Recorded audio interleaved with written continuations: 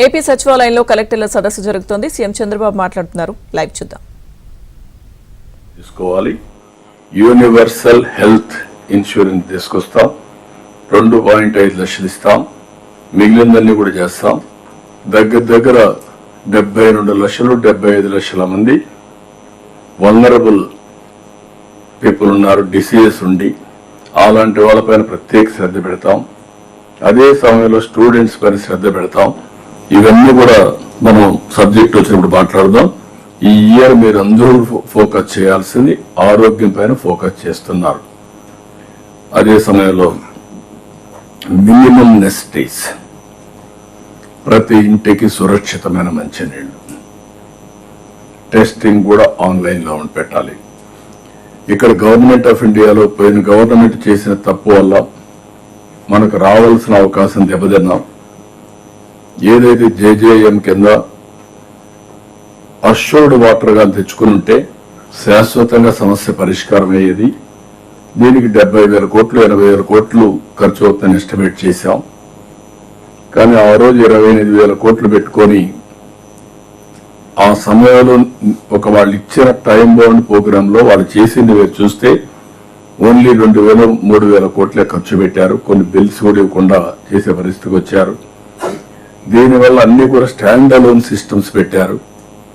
అక్కడ ఒక water scheme పెట్టి నీళ్లు ఇచ్చేస్తాం కూడా చూపించి కొన్ని చేశారు.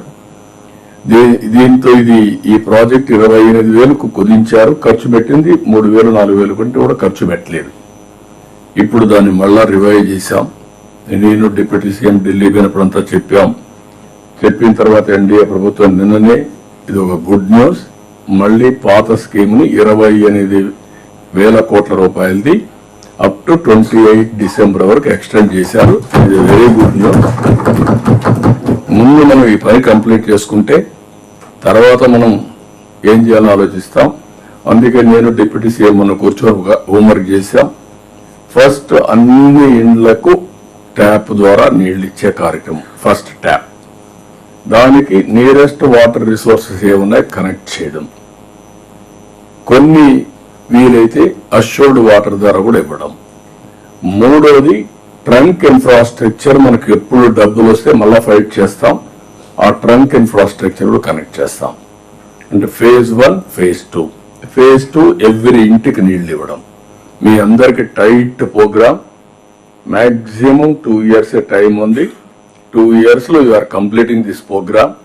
దీన్ని ఎవ్రీ ఇంటికి కొళ్ళాయి పెట్టి నీళ్లు ఇవ్వడం. నిన్న మొన్న కొన్ని కంప్లైంట్స్ వచ్చే బీ క్లియర్.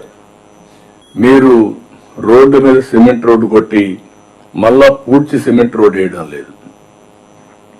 వన్స్ ఎవరైనా సరే డిగ్ చేసిన తర్వాత దాన్ని పూడ్చే బాధ్యత తీసుకోవాలి. ఒరిజినల్ షేప్కు రావాలి. అది కూడా మీరు గుర్తుపెట్టుకొని మానిటర్ చేయండి, ఆల్ కలెక్టర్స్. కాబట్టి ఇది కూడా ఒకటి మీరు కంప్లీట్ చేయాల్సిన అవసరం ఉంది. Drinking water tap priority for this government.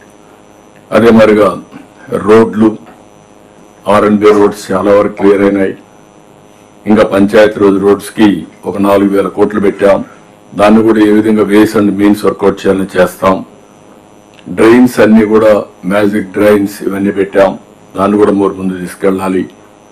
Fibre grid ద్వారా ఇంటింటికి ఇంటర్నెట్ కనెక్టివిటీ ఇస్తాం. 18 months టైం.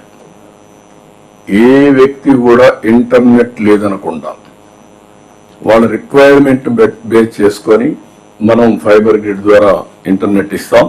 దీనిపైన కూడా మీరు కనెక్ట్ చేయాలి. 3 ఏళ్లలో ప్రతి ఒక్కరికి ఇల్లు, ఇంటి జాగా ఇవ్వాల్సిన బాధ్యత ఉంది. అందుకే ఈ మంత్ లో 2.5 lakhs ప్రారంభాలు చేస్తున్నాం. మళ్ళీ జూన్ లో చేస్తాం. మీరు గవర్నమెంట్ ఆఫ్ ఇండియా ప్రోగ్రామ్ ని ఇంటిగ్రేట్ చేసుకొని మనం ఇచ్చే బెనిఫిట్ పెట్టి ఇది పూర్తి చేయాల్సిన అవసరం ఉంది. అమృత్ కూడా అర్బన్ ఏరియాలో పూర్తిగా కంప్లీట్ చేయాలి. స్ట్రీట్ లైట్స్ మీరు జాగ్రత్త తీసుకోవాలి. అదే మరిగా వేస్ట్ ఎనర్జీ ప్లాంట్స్ వస్తున్నాయి.